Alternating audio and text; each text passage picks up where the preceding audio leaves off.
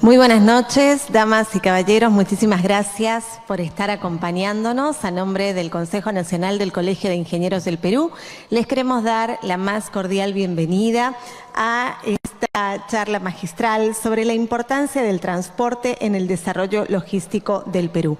Antes de iniciar esta ceremonia, quisiéramos que tengan a bien tomar en cuenta algunas cuestiones que tienen que ver con la seguridad del local que nos alberga esta noche. Contamos con 2 salidas en las partes laterales de la sala y una salida en la parte posterior en caso de ser necesario. Así como también les pedimos que mantengan en todo momento sus objetos personales consigo, ya que el Consejo Nacional no se hace responsable de ninguna pérdida o extravío. Por otro lado, les pedimos por favor que tengan a bien mantener los teléfonos móviles en modo silencio vibrador dentro de la sala y si necesitan recibir o tomar alguna llamada, que tengan a bien por favor realizarlo en la parte exterior de la sala. Y ahora sí queremos agradecerles por su gentil y cordial presencia en esta conferencia magistral que se llevará a cabo esta noche sobre la importancia del transporte en el desarrollo logístico del Perú. Esta conferencia que se da en el marco de las distintas actividades organizadas por el Consejo Nacional del Colegio de Ingenieros del Perú por el 62º aniversario institucional. Para dar inicio, quisiera saludar a las autoridades que nos honran con su presencia en esta ceremonia. La ingeniera María del Carmen Ponce Mejía, decana nacional del Colegio de Ingenieros del Perú, para quien pido un cálido aplauso.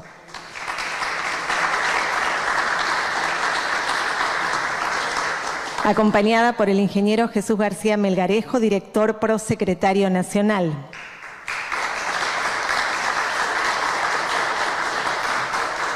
Nos acompaña el ingeniero Carlos César Extremadoiro Mori, exministro de Transportes y Comunicaciones y nuestro orador principal del día.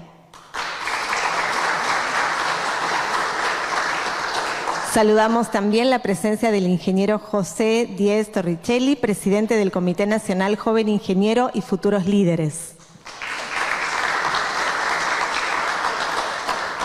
Y saludamos al licenciado Marco Hurtado, administrador del Consejo Nacional del Colegio de Ingenieros del Perú. Por supuesto, a todos los ingenieros e ingenieras presentes, invitados especiales y a todos aquellos ingenieros e ingenieras que nos están acompañando a través de nuestra transmisión en vivo desde los distintos rincones del Perú y del mundo. Para dar inicio formal vamos a recibir a la ingeniera María del Carmen Ponce Mejía en su carácter de decana nacional para que nos brinde las palabras de bienvenida. Adelante.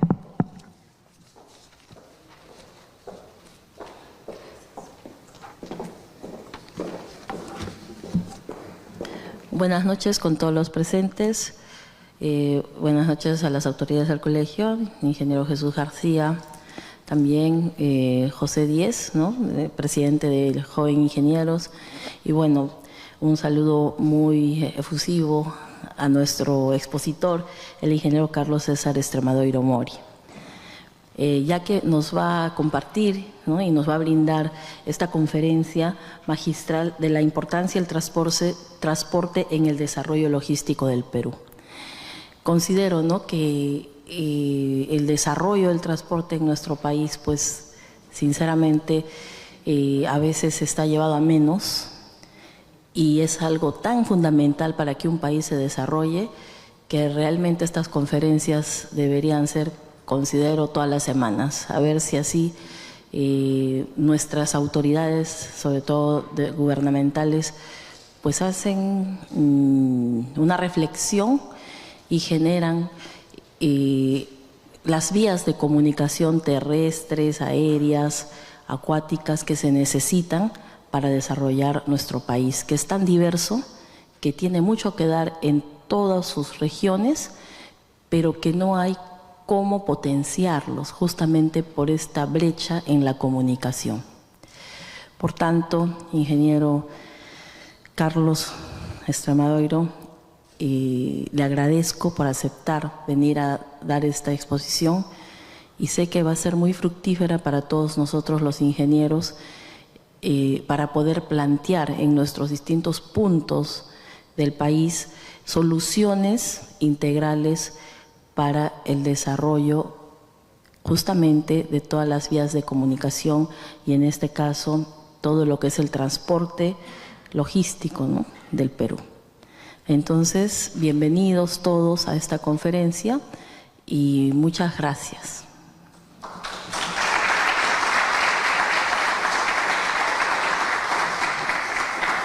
Muchas gracias, señora decana, por estas palabras de bienvenida. Y ahora sí comentarles que antes de presentar a nuestro orador, luego de la conferencia tendremos un espacio que vamos a aperturar para preguntas, tanto para el público que se encuentra de modo presencial, como también preguntas que nos pueden dejar en el chat de nuestra transmisión en vivo, todos aquellos que nos están siguiendo a través de la transmisión en las redes sociales oficiales. Y ahora sí comentarles que el ingeniero Carlos César Arturo Estremadoiro Mori es un ingeniero civil peruano, graduado en la Pontificia Universidad Católica del Perú. Fue jefe de gabinete de asesores del Ministerio, luego de viceministro de Transportes y posteriormente ministro de Transportes y Comunicaciones del Perú. Durante más de 30 años se desempeñó como profesional en el sector público y privado. Ocupó diversos cargos como residente de obra, supervisor, gerente de estudios y de obras en diversos municipios y gobiernos regionales.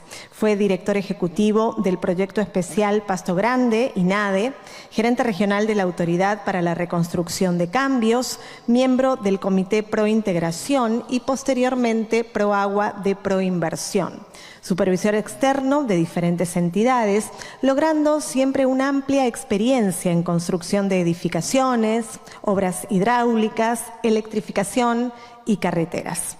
Fue regidor de la Municipalidad Provincial Mariscal Nieto de Moquegua, presidente del capítulo de Ingenieros Civiles y posteriormente decano del Consejo Departamental de Moquegua del Colegio de Ingenieros del Perú, donde le tocó desempeñar un importante rol en la reconstrucción del sur del país por los daños causados por el sismo en el año 2001. El día de hoy, y tal como lo anunciamos desde el inicio de esta actividad, él nos va a brindar la conferencia magistral sobre la importancia del transporte en el desarrollo logístico del Perú. Para nosotros, y tal como adelantó nuestra decana nacional, es un gusto contar con su presencia, ingeniero Carlos César Arturo Estremadoiro Mori, para quien pido un fuerte aplauso.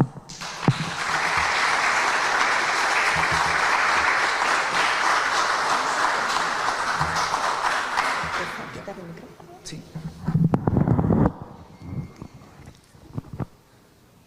¿Tienes control? Bueno, ante todo, muy buenas noches. Agradecer la invitación del colegio para... Creo que siempre es importante, como bien dijo la decana, compartir lo que uno va aprendiendo. Creo que todos tenemos una experiencia que brindarle a los colegas y lo importante, y creo que la responsabilidad de todos nosotros, porque hemos estudiado una carrera que es una carrera de servicio precisamente, es justamente poder compartir estas experiencias, compartir lo que aprendemos para que vayamos siempre más adelante. Si nosotros avanzamos un poquito compartiendo lo bueno o malo que nos haya pasado, creo que vamos a poder también ayudar a que otros, como en este caso los jóvenes que están participando el día de hoy, puedan ir un poco más allá de lo que hemos logrado nosotros. Entonces, bueno, ¿Para avanzar? ¿Ya? Para señalar. Ah, ya, ok. Listo. Bueno, lo que quería exponer el día de hoy creo que es algo que también yo he aprendido justamente sobre el caballo, ¿no? Normalmente los ingenieros, sobre todo los civiles, nos abocamos a hacer una infraestructura pura y dura cuando recién empezamos. Sin embargo, lo que he podido entender en el transcurso de mi paso por el Ministerio de Transportes ha sido precisamente cuál es el objetivo de esta infraestructura. Siempre pensábamos cuando hacíamos casas o cuando hacíamos un hospital que estábamos haciendo algo para el servicio del público y es algo que está bien, pero sin embargo en el tema de transportes hacíamos una carretera que no se nota tanto como hacer un colegio, como hacer una posta médica, como hacer un grupo de edificios para una población en específico. no se nota, o sea, una carretera no se ve, pasas por la carretera y no te percatas de ello. Pero ¿cuál es el objetivo en realidad de hacer todo este trabajo? Es justamente mejorar las condiciones logísticas del país, logísticas de una región, logística en todo. La otra cosa que uno aprende es que las batallas se ganan con estrategia, pero las guerras se ganan con logística. Sin una buena logística no puede sostener en el tiempo nada. Así que creo que esa es una de las cosas que hemos podido aprender y que quiero compartirles el día de hoy. La óptica que nosotros tratamos de darle en la gestión fue precisamente esa, cambiar un ministerio de infraestructura a un ministerio de servicios logísticos, que ese es finalmente para lo que sirven las carreteras, los puertos, los aeropuertos, etc. Un poco vamos a dar un brochazo sobre lo que es la situación de la logística, la visión logística desde el punto de vista de transportes, algunos proyectos que estábamos viendo y qué cosas o qué tareas se han quedado pendientes, obviamente porque la política es así. A mí me tocó el honor de servir 4 meses como ministro, pero he tenido una actividad previa como viceministro un poquito más larga y bueno, creo que ese es un honor que muchos, ojalá que cuando nos toque desempeñarnos en estos cargos, podamos también recoger algo de lo que podemos exponer el día de hoy. Bueno, la situación de la logística en el país, si bien es cierto, nosotros hemos estado, siempre se nos ha dicho por parte de los economistas, ¿no?, en una bonanza, en un crecimiento económico sostenido a lo largo del tiempo, y como ven acá, por ejemplo, ¿no?, a pesar del bache que hemos tenido en el año 2020, obviamente por la pandemia, el golpe no ha sido tan fuerte, y sin embargo hemos vuelto a crecer mucho más, pero si vemos acá las exportaciones tradicionales, es decir, la minería, casi tiene, digamos, un crecimiento bastante bajo, porque no hemos tenido nuevos proyectos mineros importantes. Bueno, ahora con la entrada de Quellaveco esto debe cambiar. Pero lo que sí ha crecido bastante, por ejemplo, es las exportaciones no tradicionales, principalmente la agroexportación. Pero para eso, ahí sí somos más dependientes en el caso del transporte, ¿no? Y ahí empezamos a ver otros índices, también, ojo que soy ingeniero civil, pero tenía que aprender a leer estos cuadritos. Acá nosotros tenemos, por ejemplo, el índice de competitividad, que es un índice que se creó allá por el año 2007 para poder medir cómo era la situación de un país respecto a otro en los temas justamente de competitividad como país, como productores y como logística, ¿no? Y nosotros hemos ido retrocediendo, ¿no?, desde el año 2014, que estábamos en el puesto 61, hasta el año 2019, que es el último indicador que tenemos, que hemos quedado en el puesto 65. Pero si miramos ya dentro de lo que nos importa el día de hoy, que es el índice de desempeño logístico, es decir, qué tan buenos somos para transportar las cosas y para comunicarnos, hemos visto que más bien hemos estado retrocediendo y hemos caído del puesto 60 al 83. En este momento, al año 2023, el indicador creo que estamos ahorita en el puesto 71, pero no es porque hayamos mejorado, sino porque los otros países están peor. O sea, mejor dicho, los últimos años, después de la pandemia, no han logrado recuperarse porque por alguna extraña razón, tal vez sea por la gran informalidad que tenemos en el país, es que la pandemia no nos ha golpeado tanto como ha golpeado a otros países. Entonces, esto, como les digo, nos lleva a pensar cómo estamos. ¿Cómo estamos nosotros? Bueno, nosotros tenemos un costo logístico respecto al valor del producto de casi 34%. Ese 34% incluye casi un 60% lo que es el transporte. Entonces, si nosotros queremos ser competitivos a nivel de la OCDE, que es el sueño de todos los economistas, no sé por qué quieren entrar al Club de los Ricos, pero bueno, si quieren entrar, tendríamos que estar en el 8% y estamos en el 34%. Estamos bastante lejos. Y bueno, estos son los costos logísticos de muchos de los productos que sacamos, como bien dijo la decana, en el interior del país. Y por ponerles un ejemplo, sacar, por ejemplo, papaya, ¿no?, de la zona del norte, a veces casi el 40 o 50% del camión se pierde. ¿Por qué? Porque como venimos por trocha, se viene moviendo el carro y llega toda la fruta molida que ya no sirve. A las justas, una parte para el mercado local y otra parte simplemente se bota y solo una pequeña parte puede ser exportable. Entonces, eso es la falta de competitividad y tiene relación directa con lo que es el tema de transportes. Bueno, igual con lo que es, por ejemplo, la economía, ¿no? Vemos cómo ha estado creciendo nuestra economía, obviamente con ese bajón que hemos tenido por el tema de la pandemia, pero como digo, esto no ha reflejado en tener, digamos, un desarrollo más armónico con esto, ¿no? ¿Cómo nos golpeó el COVID, ¿no? Ahí es donde nos hemos dado cuenta de nuestras falencias. Ha habido una disminución en el comercio internacional, que no fue tanta porque justamente una de las actividades que menos paró fue justamente el tema de importaciones y exportaciones. Nunca se cerraron los puertos a pesar de que los demás estábamos en nuestras casas. También el comercio regional obviamente se vio afectado. Esto sí lo vimos, un fenómeno mundial de aumento de fletes del transporte y no había contenedores, porque en muchos puertos simplemente los barcos no descargaban, no se desocupaban los contenedores y esto fue una crisis que golpeó a todo el mundo. Bueno, obviamente ya todo eso afectó la economía de cada una de las regiones, ¿no? En cuanto a lo que es, ya que estamos hablando de regiones, vamos a las regiones locales y vemos que hay una relación directa entre el índice de competitividad regional, es decir, nuestra producción versus a lo que podemos aportar a nuestra población, y el índice de pobreza. Y obviamente las regiones que tienen menos competitividad son las más pobres. Eso no hay que ser brujo para saberlo, pero es algo en lo que tenemos que trabajar precisamente, porque lo que queremos es un país que se desarrolle de una manera equitativa. Lamentablemente, todo el tiempo Lima siempre se ha desarrollado mucho más que el resto de las regiones y esa es la gran tarea que tenemos de poder homogeneizar el desarrollo del país si queremos ser un país socialmente sostenible y no tener siempre ese descontento en varias regiones que están ahí en el mapa. Esto nos refleja también la realidad política del país. Bueno, yendo un poco a lo que nos atañe, ¿qué es lo que tenemos que hacer para disminuir el costo logístico? Bueno, el costo logístico lo he tratado de resumir acá en 3 rubros: el costo de transportes, que es alrededor del 60%, el costo de almacenamiento, que también es un rubro bastante importante, que abarca casi el 30% del costo logístico, y un 10% que son los costos administrativos de todos los trámites y las demoras que se generan a raíz de esto. ¿Cómo lo vemos desde el sector transportes? Perdón. Bueno, el Estado ha estado empeñado en los casi últimos 10 o más años en lograr cambiar esto, ¿no? Se han hecho un montón de estudios que en algunos casos han servido y en otros casos, igual que nos pasa con los planes directores urbanos, terminan de patita de un escritorio que se les malogró que está cojeando, ¿no?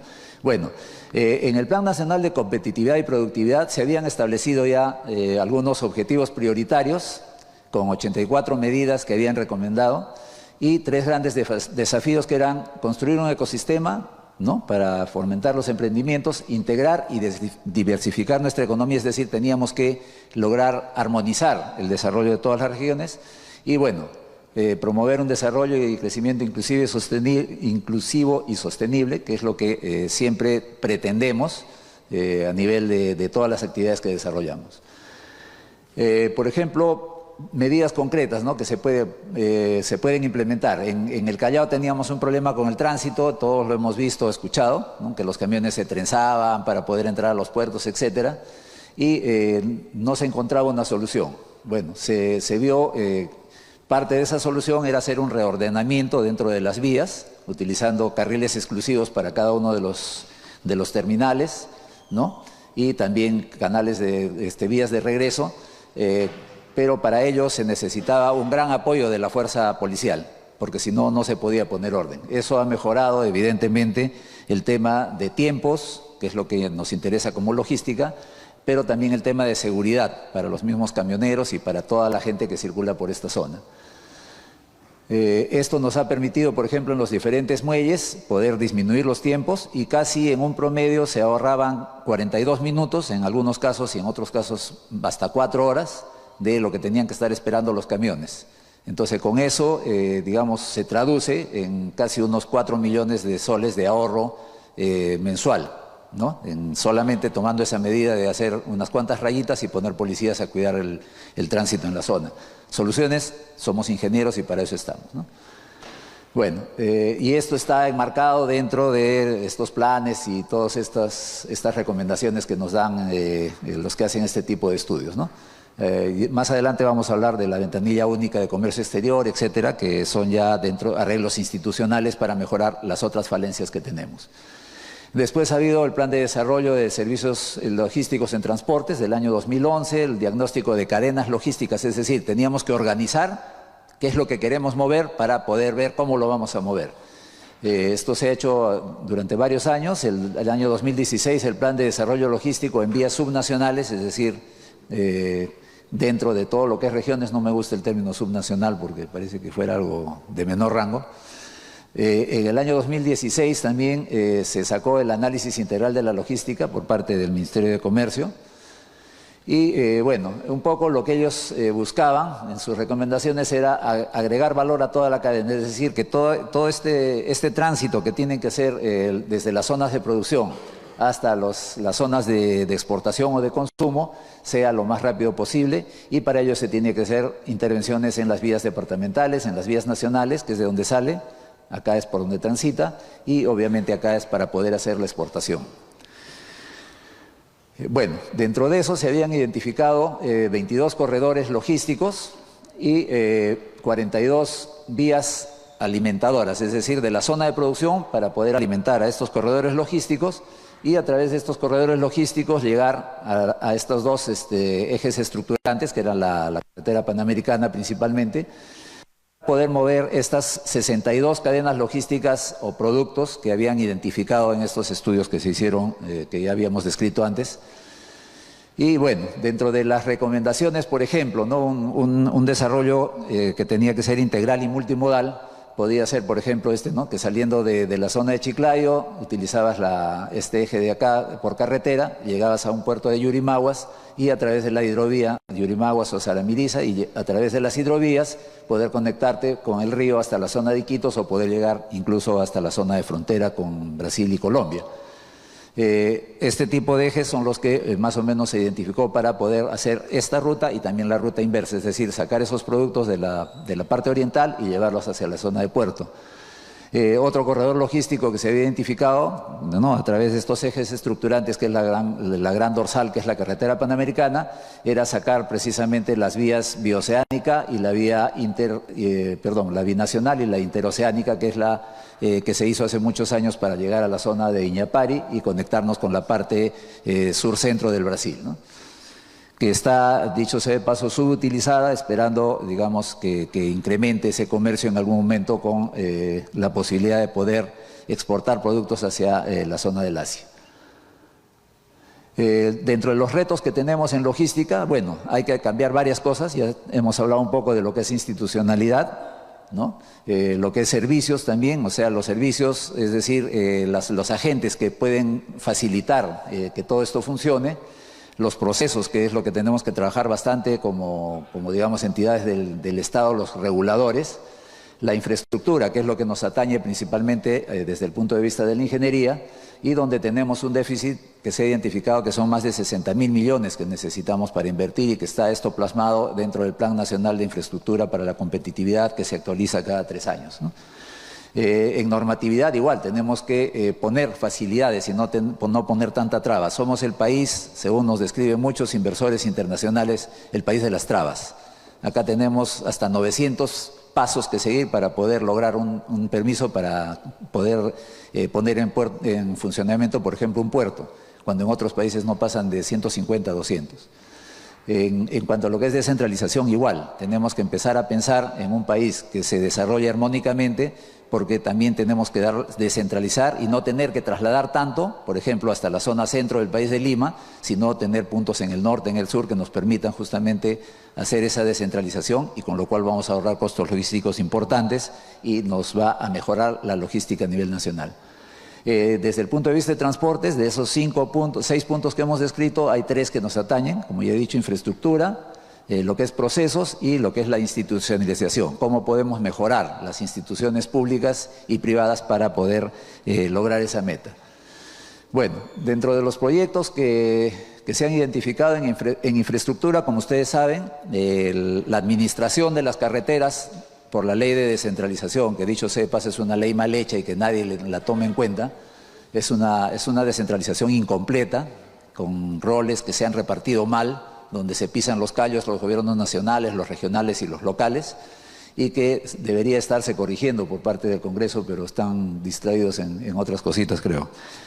Bueno, el 85% de lo que es la vía, más o menos de los 23.000 kilómetros que están a cargo del gobierno nacional, El 85% está pavimentada de alguna manera, con diferentes niveles de pavimento. Y actualmente se vienen, bueno, en licitación, ahorita se están haciendo casi 1000 kilómetros de vías nacionales, bastantes puentes, que también es uno de los cuellos de botella. Hay varios contratos de mantenimiento directamente, pero hay otra parte de la red que se hace mantenimiento por parte de concesionarios y obviamente siempre se están haciendo estudios para poder completar esta red, no solamente la que está a cargo, digamos, directamente del Gobierno Nacional, sino en algunos casos, por la envergadura de la inversión, también se acepta encargos temporales de algunos tramos de carreteras regionales o carreteras vecinales que se incorporan a la red nacional. Entonces esta cifra de acá de 23.000 kilómetros que le he redondeado va subiendo y bajando de acuerdo a que se termina la carretera y se le devuelve para el mantenimiento a los gobiernos locales. Eso es mentira también, porque siempre lo termina haciendo el Gobierno Nacional. Bueno, dentro de estas, acá por ejemplo en la zona norte, una conexión con la parte, digamos, selvática de la ceja de selva, es el Calemar Abranalajillo, una zona oscura, por ahí por donde andan matando últimamente por patadas, por ahí arriba. La carretera de Canta-Guayllay, que es una de las vías alternas que se estaban trabajando para lo que es la carretera central y comunicarnos con la zona de producción centro-norte. La carretera de Ollón-Ambo, que tiene un uso similar, que son carreteras alternas. Y finalmente la carretera central, que bueno, está muy en boga y en discusión últimamente por varios temas, por el tema de trazo, ahora el tema del precio, que se ha duplicado a un precio bastante grande. Ojalá que vayan avanzando estos proyectos, ¿no? Dentro de lo que es la vía departamental y vecinal, son más o menos 28.000 kilómetros que están a cargo de los gobiernos regionales, ¿no? De los cuales solamente el 15% tienen un tratamiento de pavimento. Todo el resto, digamos, no se ha intervenido y tienen un mantenimiento bastante lamentable, ¿no? Y las vías vecinales, es decir, las que están a cargo de los municipios, son más o menos 114.000 kilómetros, que también va cambiando. Cada rato se hace un caserío y se arma una nueva vía vecinal, de los cuales ahí sí tenemos solamente un 2% pavimentado. Todo el resto no tiene ningún tratamiento. Pero ¿cuál es lo que nos importa a nosotros? Que justamente de acá es de donde empiezan a producir. Acá están las chacras. Y pasan las chacras como en 2% pavimentado, y de ahí tienen que salir los productos. A unas vías departamentales, de las cuales el 15% está pavimentado. Y recién entran a las vías nacionales que sí tienen un tratamiento. Entonces, algo estamos haciendo mal, ¿no? Creo que hay que un poco empatarlas a toditas para que tengamos un flujo, un buen flujo de los productos, desde la zona de producción hasta la zona de consumo o de exportación. Dentro de lo que se propuso también encontramos un programa que se llamaba ProRegión.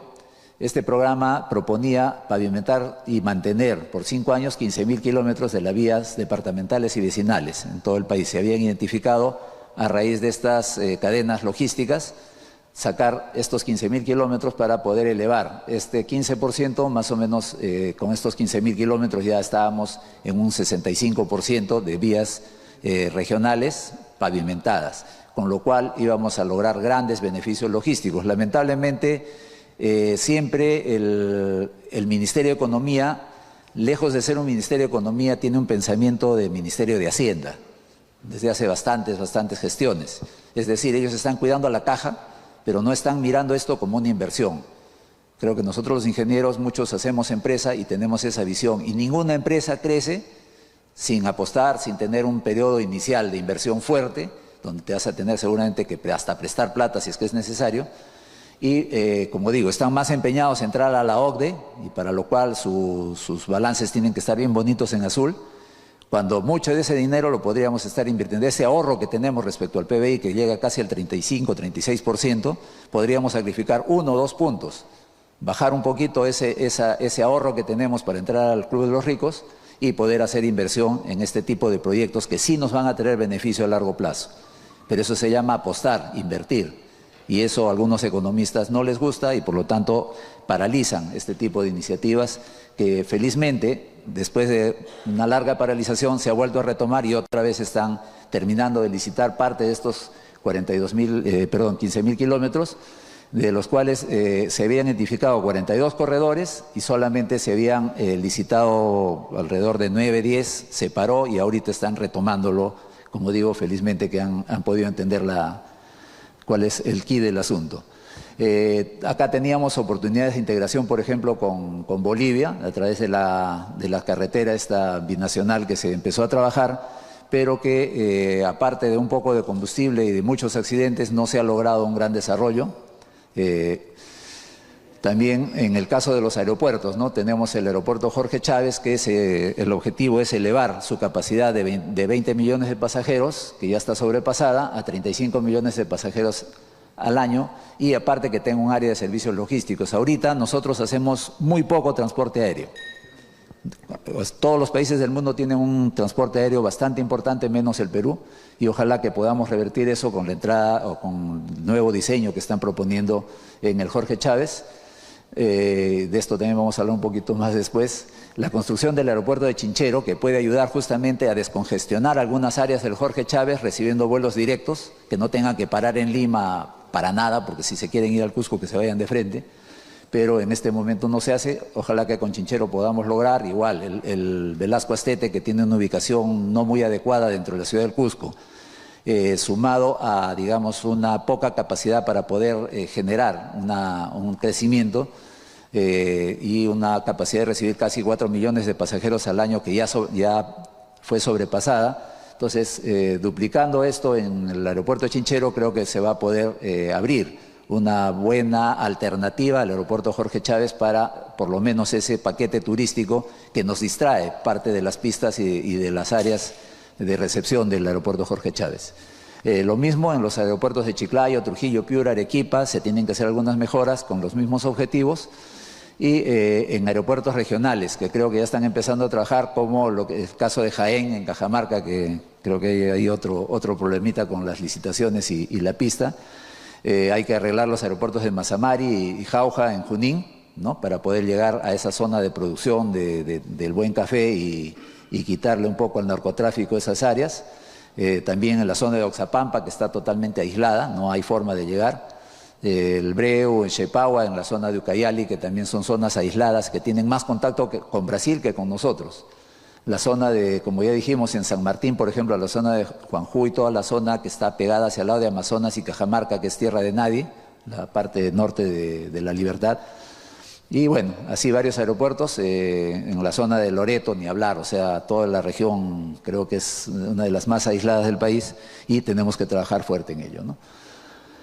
Bueno, en el transporte aéreo, como estábamos mencionando, todos estos puntitos azules son los aeródromos que están a cargo básicamente de Corpac, no tienen un operador privado. Algunos aeropuertos que están privatizados básicamente son los aeropuertos en las ciudades principales del país y la idea es ir incorporando todos estos otros aeropuertos para que las concesiones tengan también carne y hueso, no solamente que agarren aeropuertos muy rentables desde el punto de vista económico, sino también la obligación del Estado, si se va a trasladar parte al privado, es que se asume esa responsabilidad social con estas regiones aisladas, ¿no?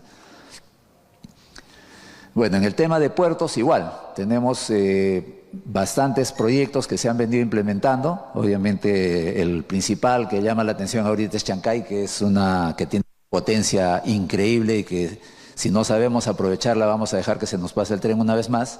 Pero acá puede ser el hub que nos abra la puerta justamente, no solamente para comerciar con el Asia, sino para volvernos el hub de Sudamérica en todos los productos que vengan de Asia hacia este lado del mundo.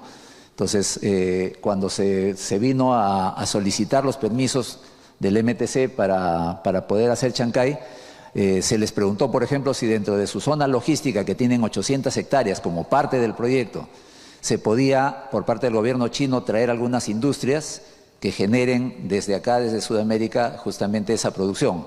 Y ellos nos dijeron, claro que sí, podríamos, por ejemplo, traer una fábrica de Huawei y montarla acá, de Hawái, como dice nuestro querido amigo Acuña, y montar acá en el Perú, ensamblar todos los celulares que se vayan a vender para Latinoamérica, por ejemplo.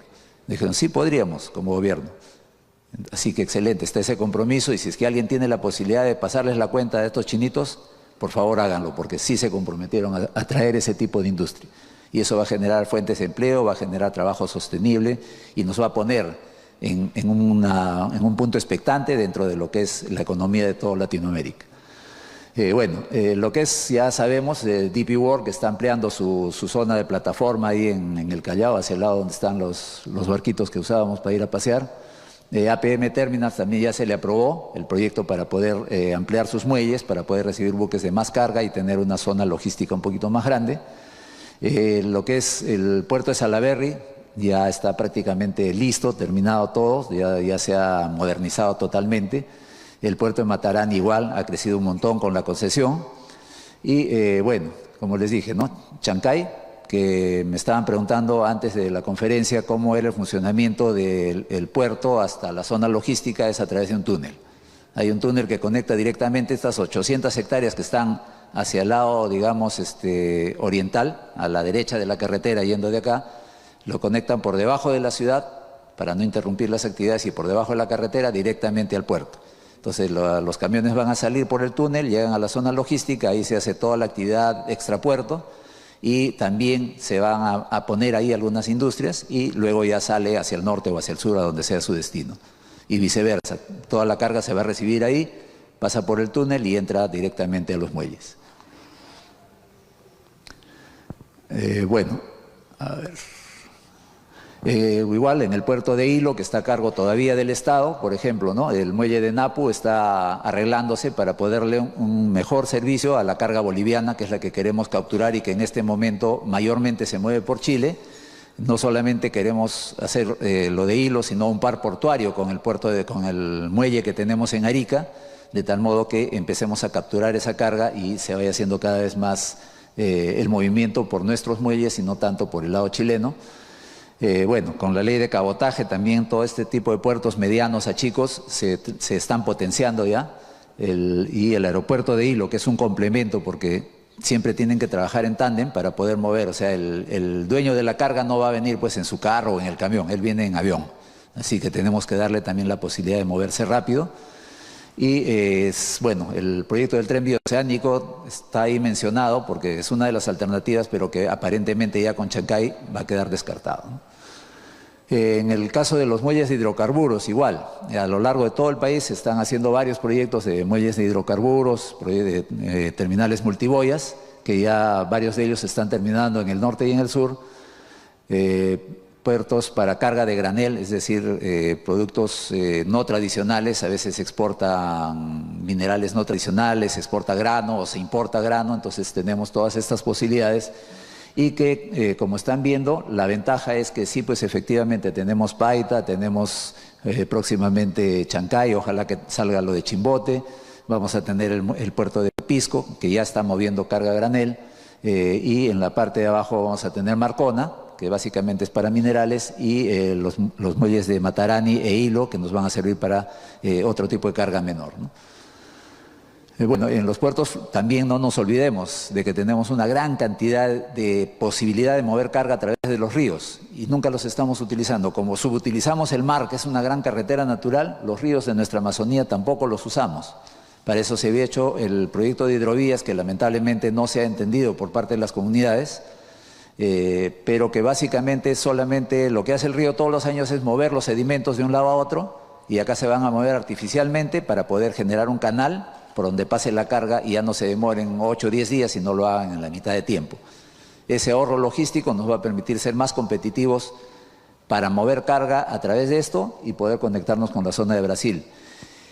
Donde se muere la interoceánica, la carretera, la famosa interoceánica, por ejemplo, que Brasil quería sacar sus productos por el Pacífico, justamente cuando los brasileños se cansaron de esperarnos, limpiaron sus ríos, hicieron su red de hidrovías y ahora todos lo sacan por las hidrovías hasta el puerto de Manaus y por ahí se dan la vuelta por el canal de Panamá. Bueno, el canal de Panamá ahorita tiene problemas, así que aprovechemos acá en el Perú para volver a enamorarlos a los brasileños, a ver si empiezan a sacar por este lado. Y los brasileños que dicen, ok, yo saco la carga por acá, a mí me cuesta $4 la tonelada, si tú me cobras lo mismo, me logras ese precio, yo me voy contigo.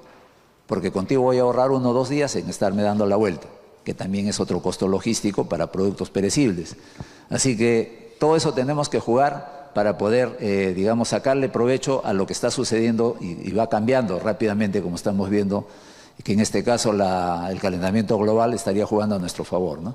Bueno, acá tenemos varios puertos, como les había mencionado, desde Saramiriza, el puerto de Yurimaguas, que ya está terminado, modernizado, el terminal portuario de Iquitos, que se ha estado trabajando por parte de NAPU, y bueno, el terminal de Santa Rosa, que está ya en la frontera, ¿no? Esto forma parte de la red de hidrovías, y el otro brazo que viene es desde Pucallpa, para poder conectarnos con toda esta zona, ¿no? Y que va a poder recoger toda la producción que está, digamos, hacia acá atrás en la cola. Para eso no solamente necesitamos estos grandes terminales, sino también pequeños embarcaderos en toda esta zona para poder facilitar la carga y descarga de los productos. Este es el ferry que se había comprado justamente para facilitar el transporte de personas en la zona de la Amazonía, porque antes viajaban con las gallinas ahí en los pequepeques de carga, y se ha puesto este ferry al servicio de toda la comunidad y se hacen viajes mucho más rápidos y con las condiciones que debe viajar una persona, ¿no? Esta es toda la zona del terminal de Napu en Iquitos, que también se ha modernizado para poderlo poner al servicio y creo que ya está listo para ser inaugurado estos días. Bueno, igual, como hemos visto, por ejemplo, en esto, acá está ya la foto completa de cómo sería este sistema multimodal, ¿no? Donde podemos salir desde el puerto de Paita, por ejemplo, salir a través de las carreteras, llegar a Yurimaguas, hacer la carga hasta Iquitos, a Leticia, y por ahí salir hasta el puerto de Manaos. O sea, utilizando toda esta carretera, miren, la mayor parte se hace por una vía natural. No necesitamos depredar la selva, utilicemos los ríos. Entonces, tenemos que trabajar mejor estas carreteras. El puerto de Yurimaguas ya está listo también, con todos sus elementos para cargar y descargar. Lamentablemente, como no se mueve mucha carga, los estibadores no quieren quedarse sin chamba y se han hecho su muellecito al costado y por ahí siguen con sus tablitas subiendo y bajando la carga. Y al costado tienes con tus grúas y todo bien bonito, pero nadie lo usa. Entonces sí se tiene que empezar a mover, se ha estado moviendo algo de madera y también de fosfatos a través de esto, pero como digo es insuficiente.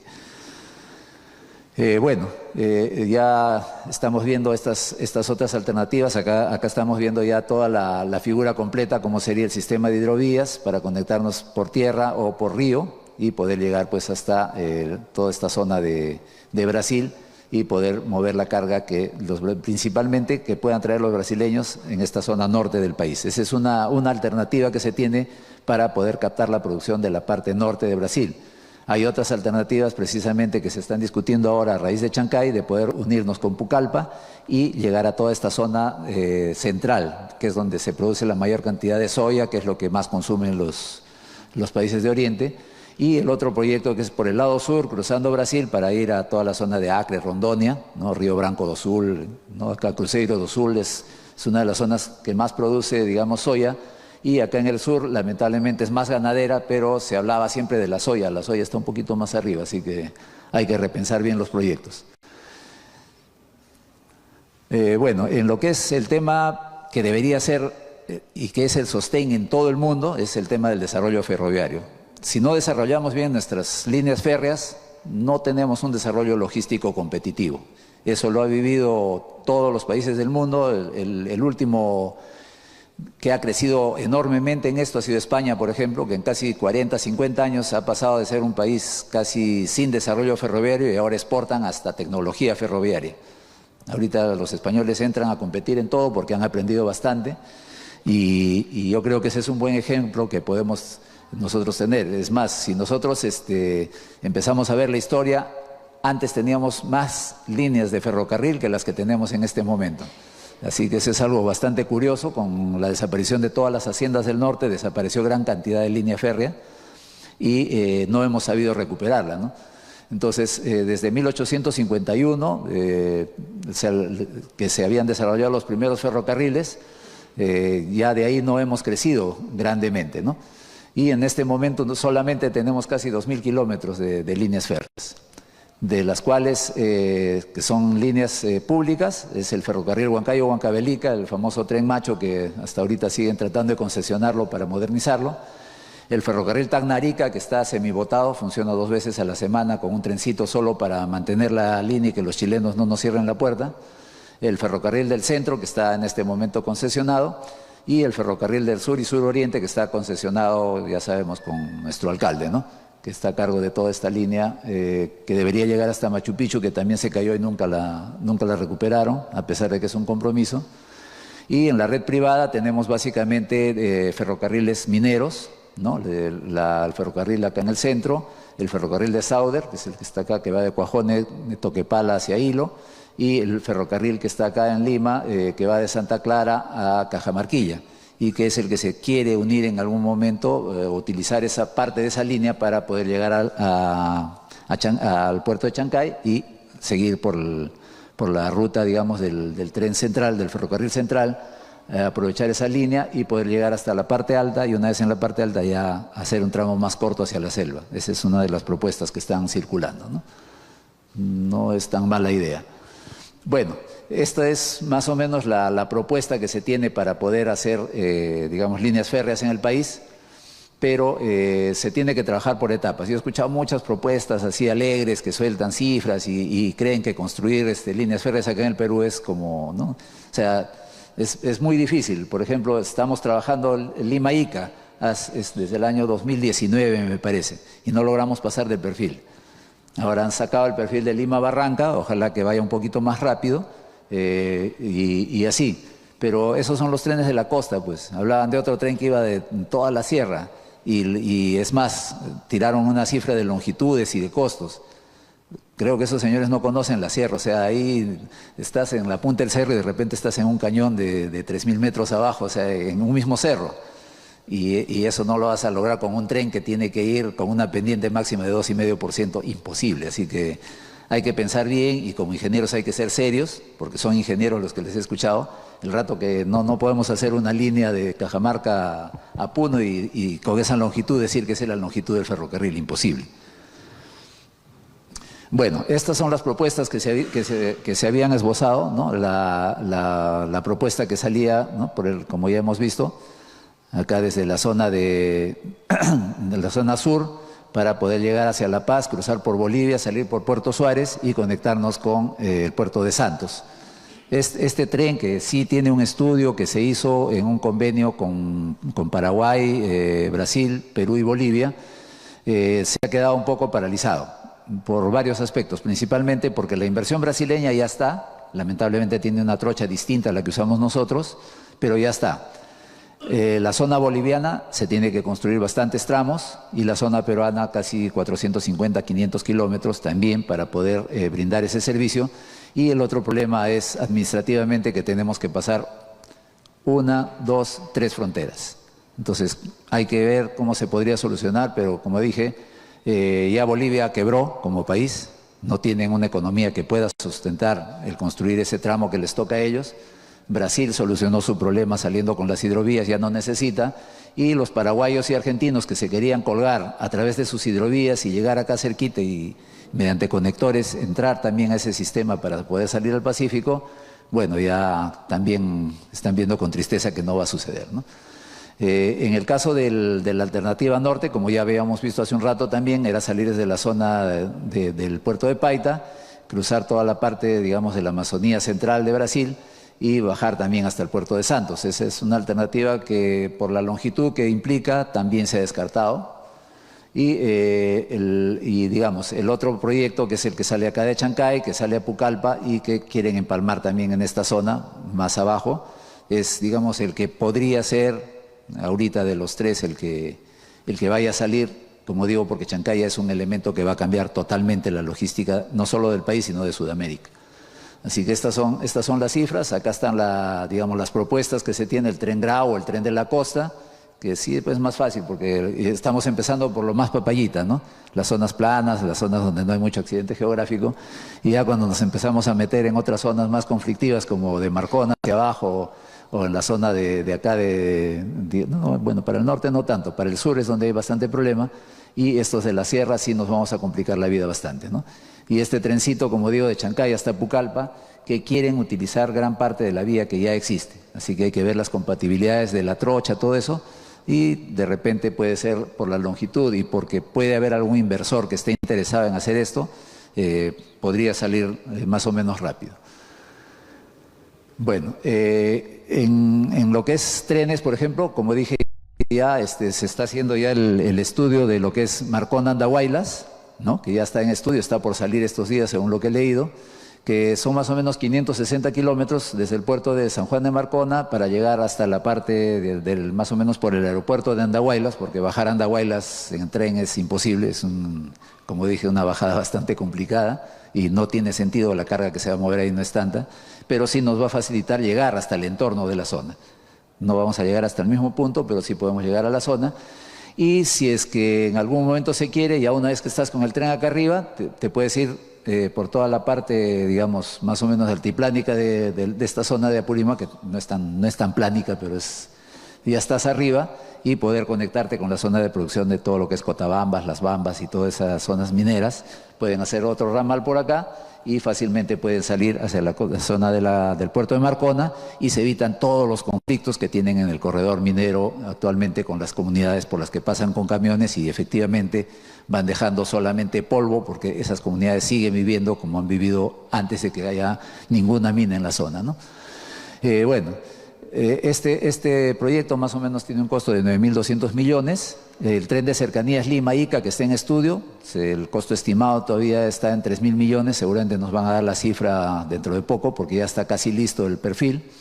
El de Lima-Barranca, que acaban de sacar la licitación, me parece que el año pasado, tiene 245 kilómetros con los ramales que van a entrar tanto a Chancay y también la conexión con Cajamarquilla. Con un costo estimado de 2.500 millones de dólares, el tren de cercanías de Barranca a Trujillo, es decir, ya salir de Barranca y conectarnos a toda la zona de Chinecas y todo eso que se va a desarrollar hacia el sur de la Libertad para poder mover la carga agrícola, más o menos con una longitud de 380 kilómetros y un costo de 4.000 millones. Esto incluye también, por si acaso, todo lo que es expropiaciones, ¿no? Y el otro tren que he escuchado el otro día al ministro que estaba proponiendo, que es un tren que yo no le veo mucho futuro en tanto no resolvamos las congas, si sale o no sale las congas, es el tren que va de Puerto Eten hasta la zona de Chota. Básicamente el sustento de la mayoría de estos trenes, como habrán visto, es la minería. Entonces, en el norte la minería ya, digamos, la que se tenía que desarrollar está desarrollada y los grandes proyectos están parados por un conflicto social. Mientras no resolvamos ese conflicto social, esos proyectos van a ser solamente eso, un proyecto y ojalá que podamos hacerlo algún día, ¿no? Ese ferrocarril de Chota hasta Puerto Eten más o menos tiene 450 kilómetros y con un costo más o menos de 7.000 millones de dólares aproximadamente. Dentro de lo que es logística también se ha pensado en las facilidades para los camioneros, para poder hacer, por ejemplo, todo lo que es antepuertos, ¿no? Antepuertos y los tambos camioneros, bueno, le llaman track center los que les gustan los anglófonos, los que les gustan los términos en inglés, yo prefiero llamarle tambo camionero, que básicamente los antepuertos son espacios estacionamientos, cocheras donde se cuadran los camiones antes de entrar al puerto y simplemente cuando le llega la orden que ya su carga está lista, salen de ahí y no están parados en la calle, ¿no? Esa es así en esencia, ya le pueden poner toda la parafernalia encima, pero finalmente es una cochera para ordenar el tránsito cerca de las ciudades, cerca del puerto.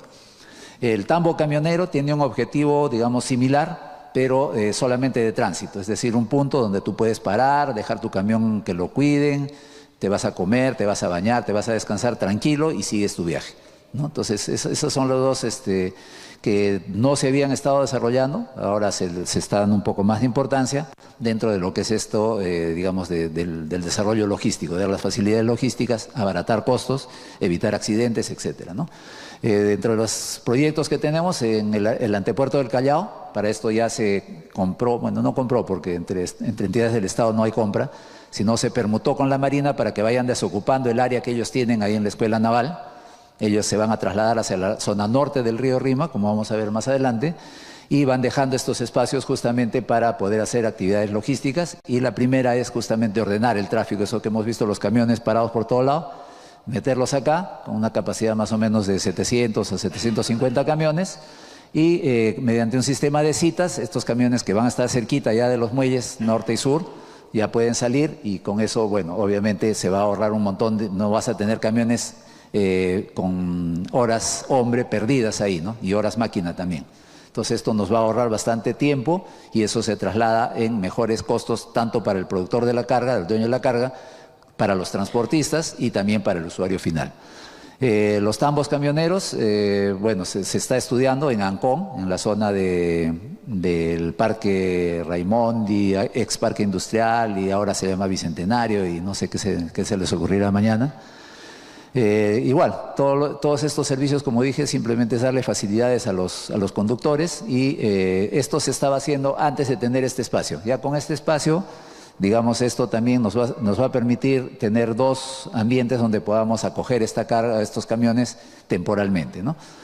Y otros tambos camioneros que están estudiándose es uno en Trujillo, en Atico, en la zona en la zona oscura de la parte sur del país, donde no hay comunicación, o sea, estás a 8 horas de donde sea, ¿no? En Paita, igual hay un gran problema en Paita que se está generando tipo el Callao, y en la zona de Hilo. Entonces, por ejemplo, Ancón nos va a permitir de repente de alguna manera evitar que suceda lo que sucede en el Callao en el puerto de Chancay, ¿no? Hay que optimizarla mirando para los dos lados ahora, porque eso ya no va, y el Callao no va a ser Callao, sino vamos a ser Callao-Chancay, esa es la idea. Bueno, en lo que es transporte urbano creo que ya hemos hablado en diferentes foros respecto a lo que son las redes de transporte masivo, muy necesarias, cada vez más necesarias. Lima cada vez ya no aguanta más el tráfico, el transporte de personas, y vemos que no hay ninguna solución, porque la solución es tener la infraestructura, que no la tenemos.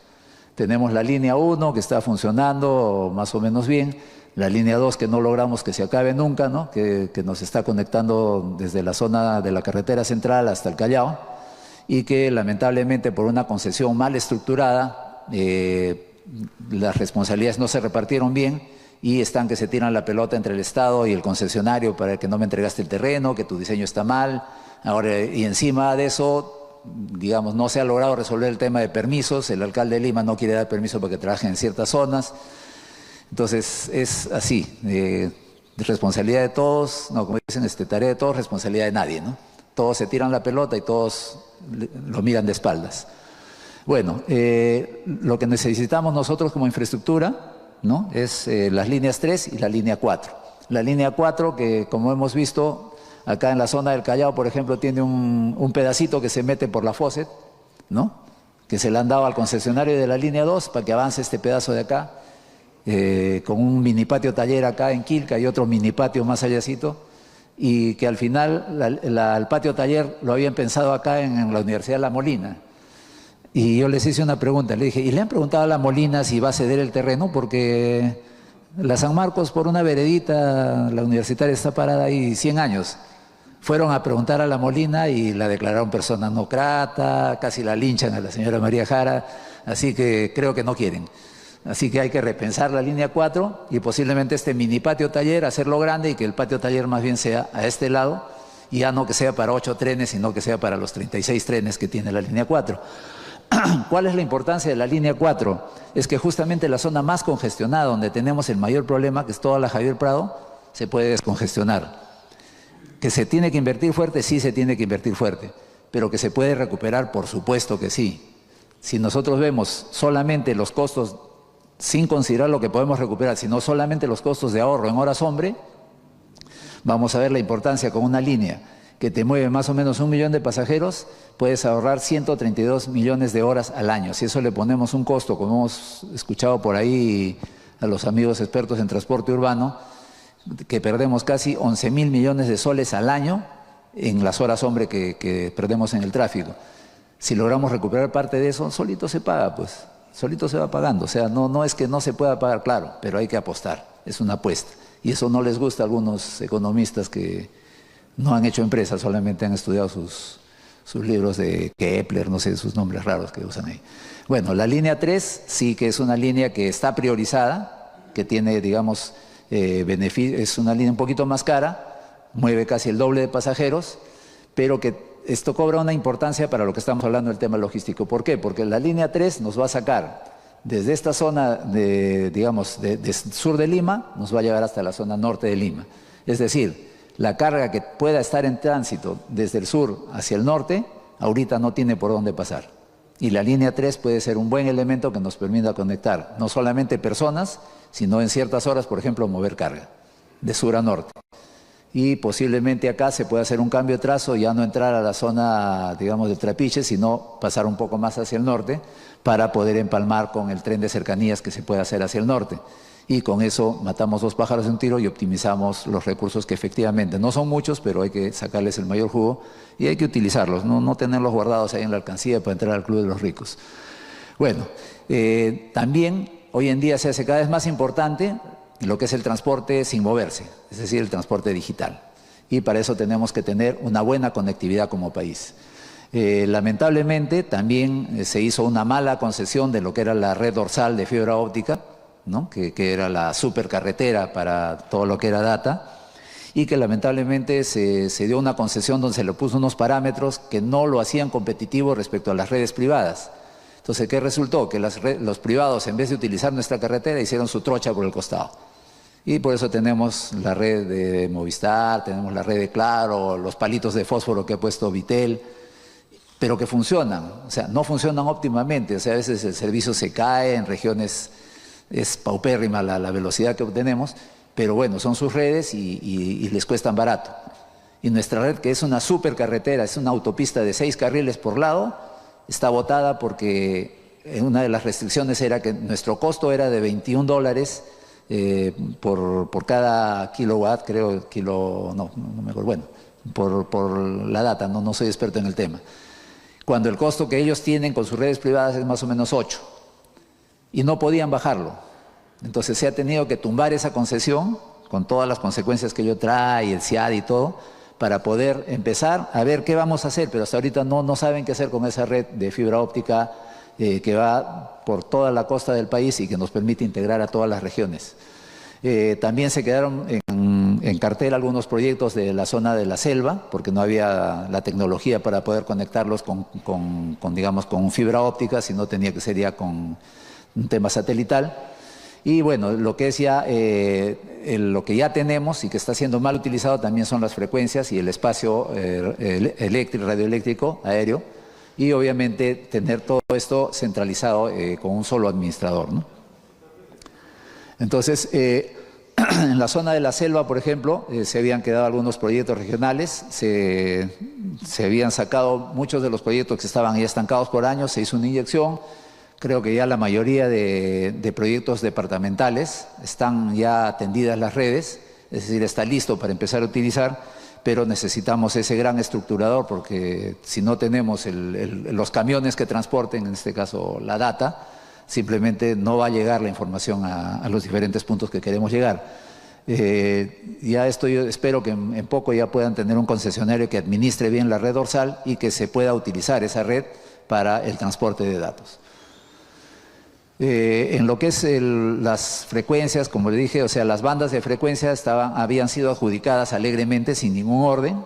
Ya parte de lo que se ha querido hacer y que ya debe estar sacándolo en poco tiempo y algunas ya están implementadas, es justamente hacer el concurso público de bandas, es decir, preparar quiénes van a utilizar cada una de las bandas, ordenar las frecuencias que están en este momento desordenadas, sacar las licitaciones de estas bandas para arrendarlas o concesionarlas, las mejores, obviamente, las mejores frecuencias, las que penetran más hacia las viviendas, las que tienen una mejor onda, son las que van a pagar más y para eso simplemente se hace el concurso.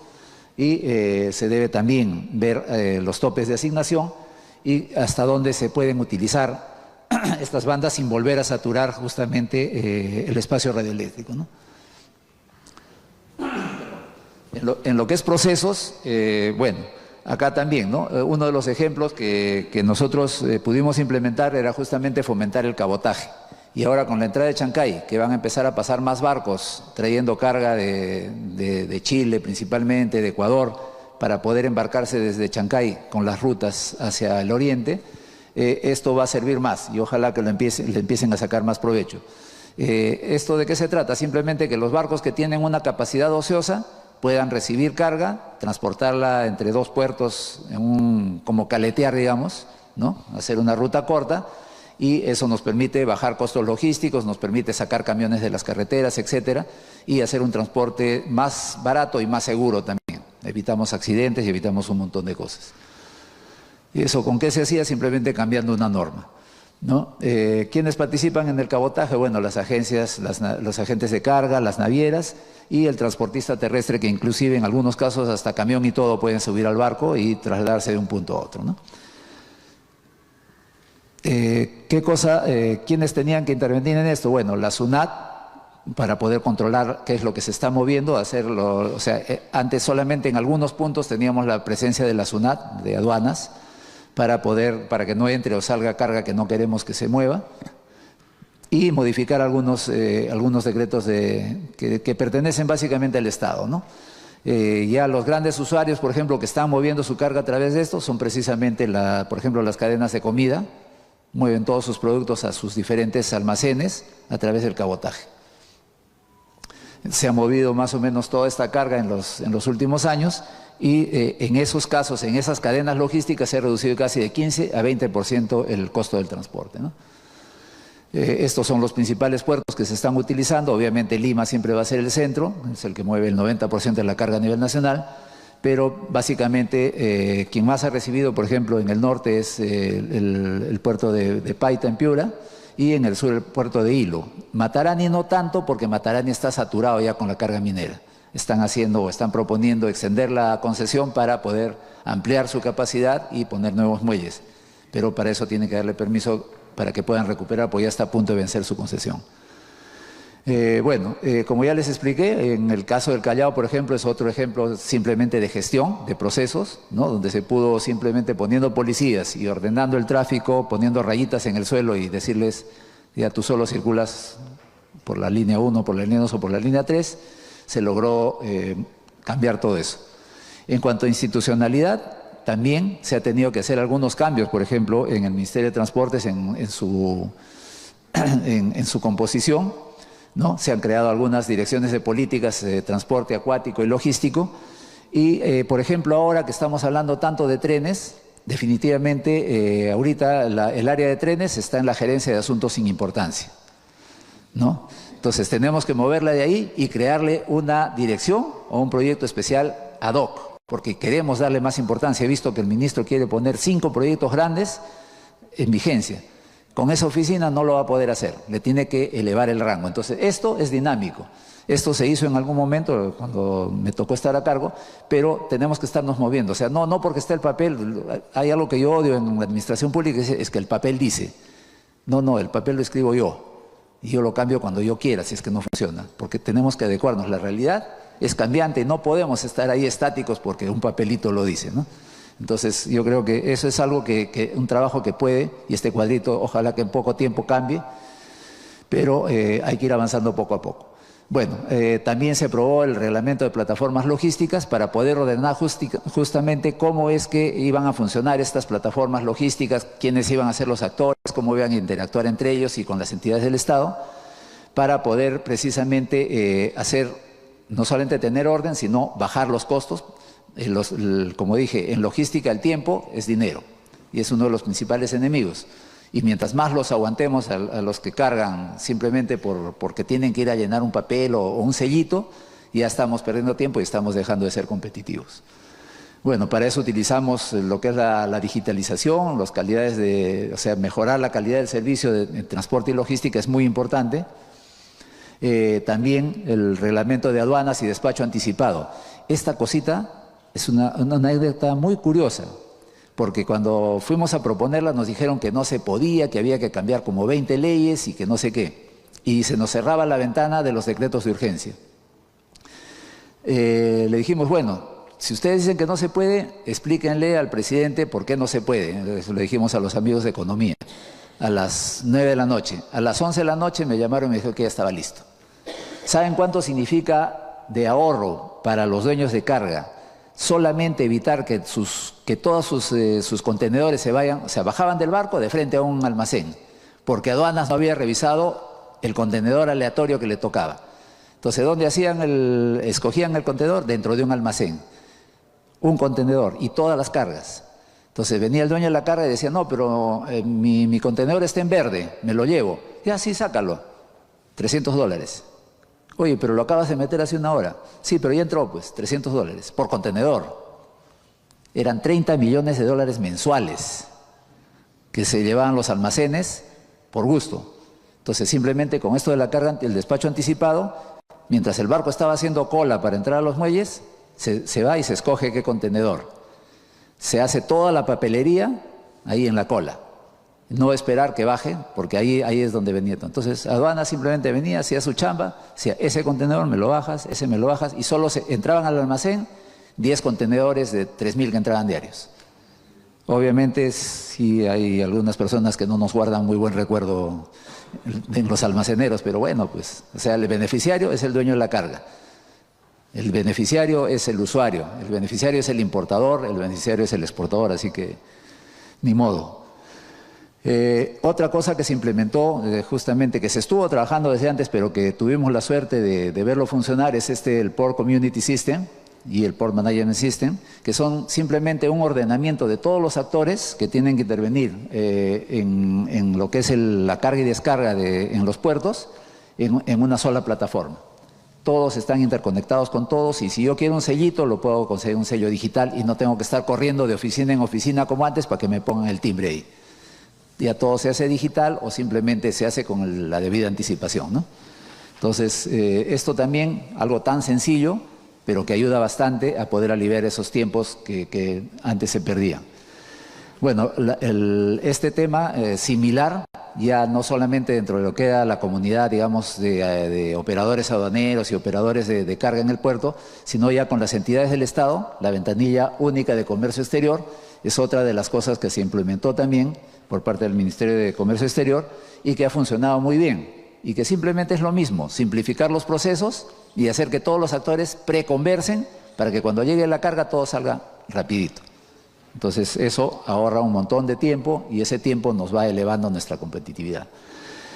Bueno, también se había trabajado el Plan Nacional de Logística 2020-2030, donde está toda la receta, digamos, de lo que se debería ir haciendo, y esto es un alimento para el Plan Nacional de Infraestructura, para la competitividad creo que le han puesto ahora, y le han aumentado una S que es de sostenible. O sea, cada gobierno le pone su letrita ahí para decir que han cambiado algo. Al final es lo mismo. Esto es el alimentador del otro. Este es, digamos, el proyecto marco, y el Plan Nacional de Infraestructura es lo que vas a hacer los próximos 3 años. Así que esta es una muy buena guía que se ha trabajado justamente, no tanto desde el punto de vista del Estado, sino de los privados. Así que son ellos los que saben. O sea, nosotros, si nos toca ser funcionarios, simplemente tenemos que aprender del que sabe, no estar tratando de inventar la pólvora, ¿no? Bueno, ¿qué desafíos tenemos, no? Tenemos que fortalecer el lado tierra del Callao. Ya se está haciendo algunos trabajos, ¿no? Pero sin embargo hay algunas cosas que están pendientes. Por ejemplo, el tren no llega hasta los muelles. Alguna vez llegó, porque ahí he visto unos rieles enterrados debajo del asfalto, pero ya no llega ni al muelle norte, ni al muelle sur, ni al muelle de carga general. Eso significa que necesariamente tenemos que estar estibando a un camión, el camión lo saca hasta donde llegue el tren y ahí lo vuelve a pasar al tren para que se vaya al norte, o viceversa. Eso es pérdida de tiempo, de dinero. Entonces, ¿qué tenemos que hacer? Meter el tren hasta el muelle. ¿Eso qué se tiene que hacer? Se tiene que trabajar con el concesionario, se ha estado trabajando, pero era carne con hueso, porque eso es carnecita para él. ¿Cuál era el hueso?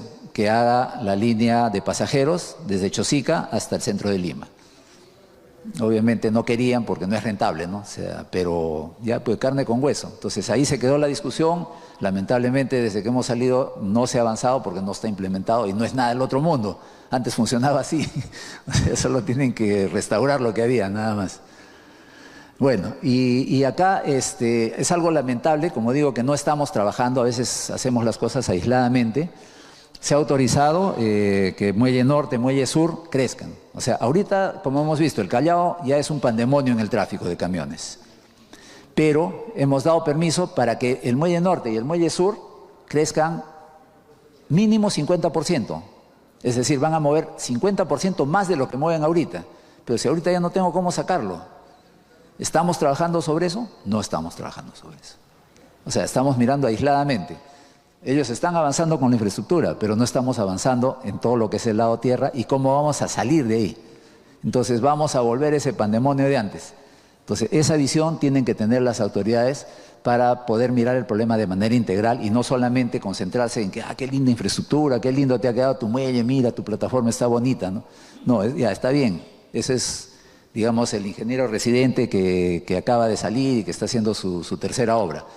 Pero ya los que somos un poquito más grandes, tenemos que estar mirando ya la película completa y acá hay una tarea bastante fuerte que tenemos que implementar porque si no el Callao va a volver a colapsar y todo lo que estamos ganando acá en el lado mar lo vamos a perder en el lado tierra.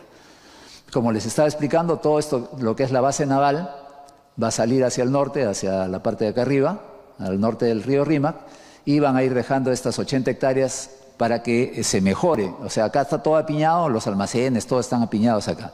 Pero acá tenemos 80 hectáreas pegaditas que nos pueden servir para hacer esto marroncito, que es el antepuerto, donde se van a cuadrar la cochera, que yo le digo, donde se van a cuadrar a esperar para entrar acá, y toda esta zona para hacer actividades extrapuerto, ¿no? Poco a poco. Claro, los señores tienen que ir dejando poquito a poco y, por ejemplo, este muelle de combustibles, de líquidos, también lo podemos utilizar, de repente acá hacer un muelle bastante grande para ya recibir buques mucho más grandes, los Transpanama y todos esos. Y bueno, obviamente toda la zona de acá central del CIMA, que no la quiere soltar la Marina porque ese sí es un negocio redondo, pero lo están mejorando y está bien, porque eso también va a traer otros barcos que vengan acá a arreglar sus barcos al Perú. Y eso es más ingresos, más fuentes de trabajo para los peruanos. Tenemos la tecnología, claro que sí, tenemos el espacio, claro que sí, y vamos a tener a los clientes moviéndose alrededor del Callao, claro que sí, así que ojalá que se cristalice, ¿no? Y sacamos a estos amigos de la Marina hacia la zona norte para que no nos abandonen, no nos dejen desprotegidos, y con eso yo creo que podemos ir ganando, pero, como les digo, si no tenemos cómo sacar todo eso de acá, simplemente hemos hecho el trabajo mal hecho. Estamos tapándonos los ojos y más adelante no vamos a volver a vivir esa congestión que hemos vivido hace algunos años y que va a ser peor ahora. ¿Y por qué va a ser peor? Porque va a haber parte de la carga. O sea, si bien es cierto, Chancay nos va a quitar una parte de la carga, básicamente la que mueve el mismo Cosco Shipping, porque Cosco Shipping, si vamos al Callao, la mitad de contenedores dicen Cosco Shipping. Esos contenedores, ¿a dónde se van a ir? Al puerto de Cosco Shipping, que es el puerto de Chancay, ¿no? Acá arriba. Pero el puerto de Chancay más o menos va a tener una capacidad del 40%, 30-40% de la capacidad del Callao en todos sus muelles. Es decir, puedo mover carga. Pero la idea no es que le va a quitar la carga al Callao. No, la idea es que se genere nueva carga. Y tan es así, y como digo, nosotros acá estamos jugando a las adivinanzas, pero si no fuera así, estos señores de Muelle Norte y Muelle Sur no estarían invirtiendo pues en crecer. Así de sencillo, y ellos sí saben, nosotros adivinamos, ¿no? Pero ellos sí saben, y por eso están invirtiendo, si no estarían locos, pues están haciendo Chancay, ya no hago nada. Me va a quitar la carga. No, no les va a quitar. Igual el aeropuerto Jorge Chávez, ¿no? Yo escuché en algún momento que decían que Jorge Chávez no quiere a Chinchero porque le va a quitar, no le va a quitar nada. Ahorita nosotros no recibimos Fly Emirates, no recibimos los aviones de Singapur, porque le ofrecemos que lleguen a las 4:30 de la mañana y esos señores solo mueven turistas a uno más. Y esos no vienen porque no quieren llegar para las 4 de la mañana a Lima. Y además ellos quieren ir al Cusco, no quieren venir a Lima. O sea, para ver ciudad, ellos se quedan en su país. Entonces, a esos señores los tenemos que atender bien, porque esos son los que vienen con el billetón, no como el mochilero que te deja $10, no, estos te dejan de 10.000 para arriba, ¿no? Como país. Entonces, si queremos mover eso, o sea, tenemos que mover. Entonces, la idea es abrir esa ventana, dejar ese espacio para que vengan nuevos clientes. Lo mismo va a ser con este par portuario, por eso le decía, Chancay Callao va a ser un par portuario, pero también te va a generar un movimiento entre los dos, y ahí el tren de cercanías juega un rol muy importante. Pero no solo el tren de cercanías, porque voy a tener que mover camiones. La Panamericana Norte ya está colapsada. ¿Y qué va a suceder? Todo este tramo, como está sucediendo en el Callao, se va a trasladar hacia Chancay, donde tampoco nos estamos preparando como ciudad. Va a haber un flujo grande de personas que van a querer ir a vivir en el entorno. No hay zonas de vivienda, no hay servicios básicos, no hay colegios, no hay hospitales. seguramente hay una postita ahí que atiende a 20 personas y ahora que van a ser 20.000, ¿qué va a pasar?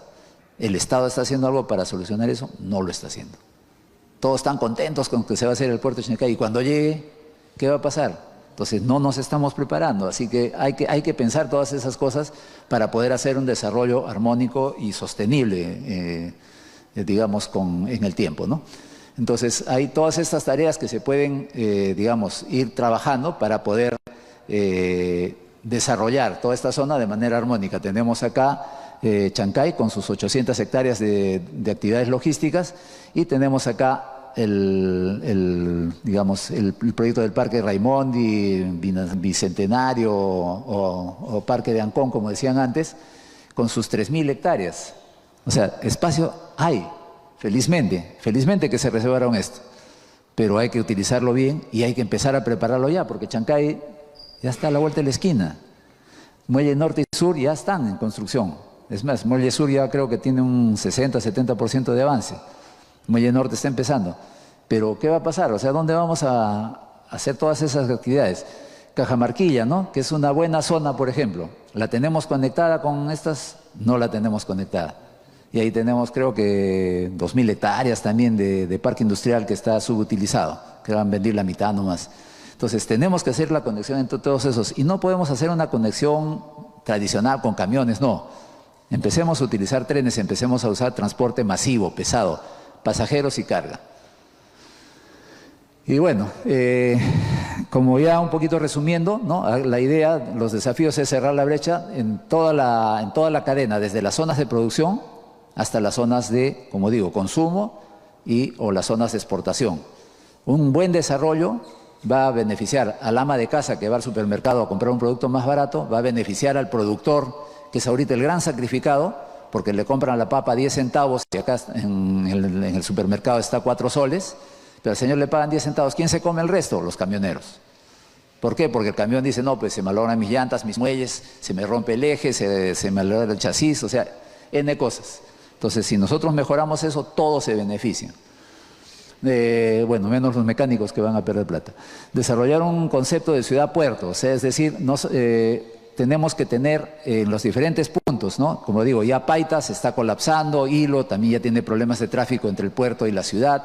Entonces, no estamos pensando qué pasa cuando yo hago una superestructura, una estructura muy grande, va a impactar en la comunidad. Y nunca nos preparamos para eso. Simplemente dejamos la infraestructura y después, ups, bueno, que se arregle el alcalde. No es así. O sea, miremos la película completa, miremos el bosque completo. Bueno, la planificación urbana, que es lo que está diciendo, tecnologías de información, es decir, simplificar todo lo que se pueda, todos los procedimientos para que no tengamos que estar perdiendo tiempo, porque el tiempo es enemigo de la logística. Todo lo que es la Amazonía, tenemos que repotenciar esas alternativas que tenemos de transporte en la Amazonía para poder explotar. Esto es algo que no le hemos sacado el jugo y toda esa producción, como digo, recibimos un 40-50% de las cosas que se producen ahí y esa gente sigue viviendo en condiciones paupérrimas, así que también tenemos que mejorarle la vida a esos peruanos. Impulsar el desarrollo de una política nacional que coparticipe el público y el privado. Muchos planes se hacen de parte del Estado, pero muy poco participa el privado. Desde la propia ley de contrataciones, que siempre la hace el Estado, que antes la hacía el Ministerio de Economía, peor todavía, que nunca compra nada ni ejecuta nada, pero ellos hacen la ley, ¿no? El privado debería tener más participación. El Colegio de Ingenieros, como conversamos alguna vez con la decana, Capeco, la Cámara de Comercio, o sea, todos deben participar, pero no, los llaman una vez y nunca más los llaman. Y de ahí los genios ahí teóricos hacen su ley que nunca funciona. Desarrollar una planificación humanitaria para el caso de desastres. Lo que nos ha enseñado las inundaciones y el es que no estamos preparados para casos de emergencia. Disculpen el término, un pinche cortocircuito nos ha parado el principal aeropuerto del país por más de 10 horas. Es increíble. O sea, no estamos diseñando las cosas con un plan B. Así que tenemos que repensar eso que ha sucedido.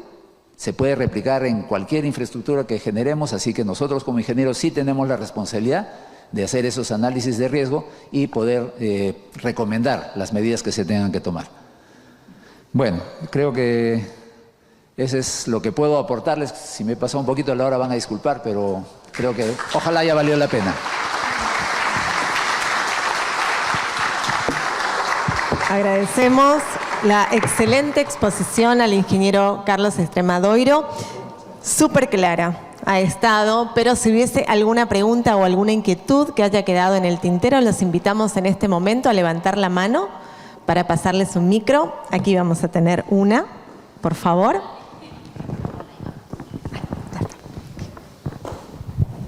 Gracias. Gracias. Ingeniero, usted nos ha dado usted ha escrito la historia del Perú, del moderno, ese país próspero. Usted lo tiene ahí en su exposición. Pero hay un tema que creo que para hacer posible eso, ¿qué hacemos con los empleados que tienen la responsabilidad en la parte pública de ejecutar lo que haya que ejecutar en la parte pública? ¿Y qué hacemos con la parte privada que no quieren o no pueden o simplemente ven que es muy complicado embarcarse en este tipo de obras? ¿Cuál sería su planteamiento al respecto? Mire, yo la verdad, como nuestra presentadora explicó, yo he pasado desde peón hasta ministro. Y yo creo que bastantes cosas que me han salido bien ha sido precisamente cuando más bien me he apoyado en esa gente, en esos burócratas, que como ya están años ahí, han visto pasar N cosas, pero que como llega cada vez nuevos jefes, nuevos genios, no les hacen caso. Y simplemente los ningunean y están trayendo nuevos consultores y nuevos solucionólogos que no solucionan nada. Yo creo que tenemos que aprender de esa gente y más bien darles su verdadera relevancia, porque las autoridades, y eso es algo que lamentablemente muchos no entienden, somos muy efímeros, y cada vez somos más efímeros, y los últimos gobiernos nos han demostrado eso, que acá no es que simplemente cambies de viceministro, ministro a cada rato, hasta presidente estamos cambiando a cada rato, y ni hablar, y cada presidente que dura poquito, cambia 10 ministros. Entonces, con ese tipo de política no podemos trabajar. Entonces, ¿qué tenemos que hacer? Reforzar a los que sí se quedan. Entonces, más bien no darles la espalda, sino reforzarlos para que ellos sean el sostén de que pase quien pase, hay una continuidad. ¿Qué podemos hacer en general? Si lo hacemos bien pensado, es hacer políticas sostenibles y compromisos de que nadie cambie. Marcar, como se dice, la famosa hoja de ruta en cada una de las actividades y que entre quien entre, siga esa línea. Que no vengan acá cada uno a querer inventar la pólvora o a cambiar las cosas, porque yo he visto algunos de los que han pasado últimamente que avanzan, retroceden, no, que ese proyecto no me gusta, y a los 3 meses lo está presentando como el mayor orgullo de su gestión, cuando ellos mismos dijeron que no era, Pero ya se pasaron 3, 4 meses que se perdieron por gusto, en el mejor de los casos, y a veces se pasan años o gestiones completas. Entonces, eso tenemos que mejorar. Yo creo que si nosotros logramos, a través de nuestro colegio, por ejemplo, de que haya ese compromiso, porque los que van a implementar esto o son economistas o son ingenieros, que somos los que ejecutamos esto, yo creo que nosotros deberíamos ser la base, y para eso creo que tenemos el CONREDE, de que exijamos que quien entre tenga una línea por lo menos básica, que le metan su rocotito, su limón, su salsita al final, pero que los ingredientes básicos estén siempre definidos y tengamos un solo norte. Eso, por ejemplo, lo implementaron muy bien los ingleses cuando hicieron el plan para desarrollar el metro de Londres. Ellos crearon una entidad autónoma, que fue un poco la idea de la ATU, pero que la ATU la manoseó y traposeó como no sé qué, pero crearon una entidad autónoma que entre quien entre, alcalde, gobernador o primer ministro, tenía una continuidad. Y todos han respetado eso. Acá lamentablemente sí hay esos planes, pero nadie los respeta. Perfecto, muchas gracias. Si hubiese alguna otra pregunta, aquí tenemos una para quienes nos están siguiendo a través de nuestra transmisión. También, si tienen alguna consulta, pueden escribirla en el chat. Lo escuchamos. Gracias por la información que nos ha pasado. Una pregunta: ¿por qué hemos entregado la carga nacional a barcos de bandera extranjera? ¿Los armadores peruanos no somos capaces de mover esa carga? Sí, lo que sucede es que en algún momento se había dado esa, digamos, exclusividad, pero sin reglas claras. Y sin embargo mirábamos que habían algunas navieras que estaban circulando vacías, Entonces lo que se ha hecho es se ha abierto a la competencia, sea nacional o extranjera. O sea, la idea es que, por eso se dio una ventana de tiempo también. ¿Para qué? Como, ¿no? Si tú pones un chifa y te va bien, al toque hay 10 chifas en el barrio. Entonces un poco esa fue la idea, ¿no? Que se genere la competencia, que se vea que sí es un negocio rentable. Entiendo que, por ejemplo, de los que están dando el servicio, hay 3 ahorita, cuando lo implementamos no, pero ahorita entiendo que hay algo de 3 empresas peruanas que ya están trabajando en eso. Pero eso es progresivo. Y por eso es que en algún momento se dejó que se muera la ley, que otra vez le han dado otra ventana de tiempo para poder incentivar y que se vea que esto puede ser un buen negocio. Y como digo, si es que hay empresarios peruanos, porque sí los hay, que tengan buena visión, con Chancay esto se va a acelerar. Así que yo creo que es el momento de que peruanos también empecemos a hacer lo que usted dice, porque esa es la idea. No necesitamos acá, igual que con el gobierno a gobierno, es una ventana temporal para sacarle el mayor provecho, aprender y después, gracias, chau, ¿no? Y nosotros mismos encargarnos. Pero si no nos ponemos las pilas, vamos a dejar que siempre sea el extranjero el que nos venga a escuelear, ¿no? Y no debería ser así. Creo que acá somos, como usted dice, suficientemente capaces para poder desarrollar esto. Como dije, los españoles trajeron hindúes, trajeron pakistaníes, trajeron ingleses a que les enseñen a hacer trenes y ahora ellos enseñan a hacer trenes a todo el mundo, ¿no? Esa es la idea.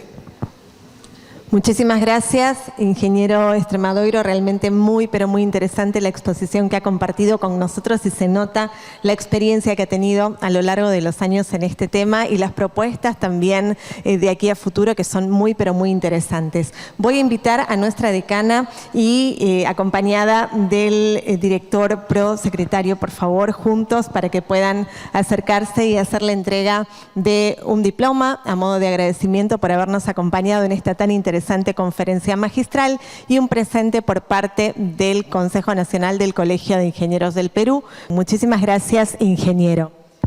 Y antes de finalizar esta conferencia, ustedes saben que estamos dentro de la Semana de la Ingeniería Nacional, celebrando el 62º aniversario del Colegio de Ingenieros del Perú. Próximo 8 es el Día del Ingeniero. Nosotros nos estamos adelantando con esta serie de celebraciones y queremos agradecer la moción de saludo que nos han hecho llegar hoy desde el Colegio de Nutricionistas del Perú.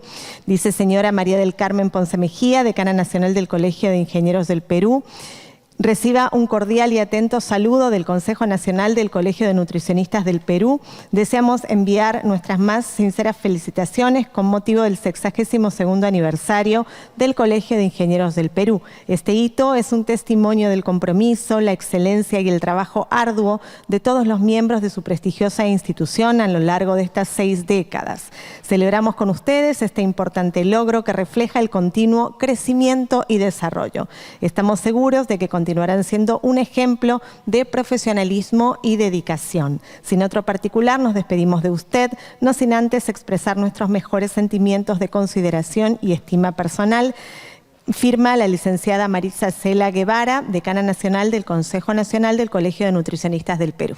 Para nuestra señora decana y, por supuesto, extensivo para todos los miembros de la orden. Y ahora sí vamos a tener nuestro momento de brindis, para lo cual vamos a invitar al ingeniero Jesús García Melgarejo para que nos brinde unas palabras. Mientras tanto, mientras van pasando las copas, quisiera comentarles a todos ustedes que nos están acompañando de modo presencial y de modo virtual que con esta actividad se están cerrando justamente las celebraciones por el 62º aniversario del colegio, pero queda una que todavía pueden disfrutar, como es la exposición de arte llamada Un portal en la memoria, a cargo del artista Mirta Becerra Hermosa. Esto se está llevando a cabo en la sala de encuentros, aquí en el local institucional, de lunes a viernes de 10 a 6 de la tarde y los sábados de 10 a 1 del mediodía.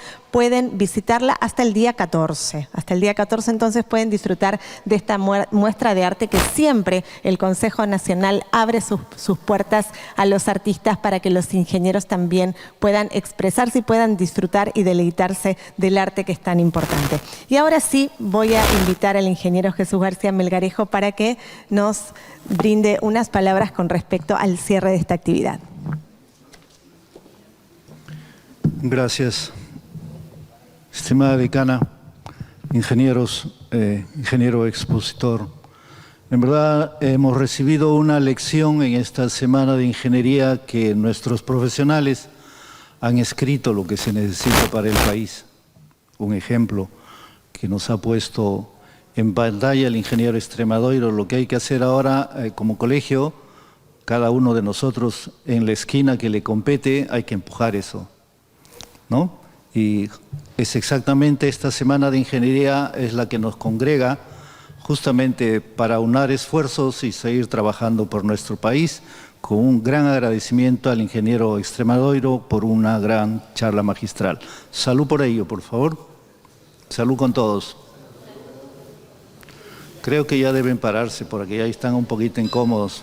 Salud por eso. Agradecemos a todos ustedes, los presentes, por habernos acompañado. Damas y caballeros, de este modo culminamos otra actividad del Consejo Nacional del Colegio de Ingenieros del Perú. A todos aquellos que nos han acompañado a través de nuestras redes sociales, muchísimas gracias y desde ya que todos el día 8 tengan un muy feliz Día del Ingeniero. Muchísimas gracias, que tengan muy buenas noches y hasta la próxima.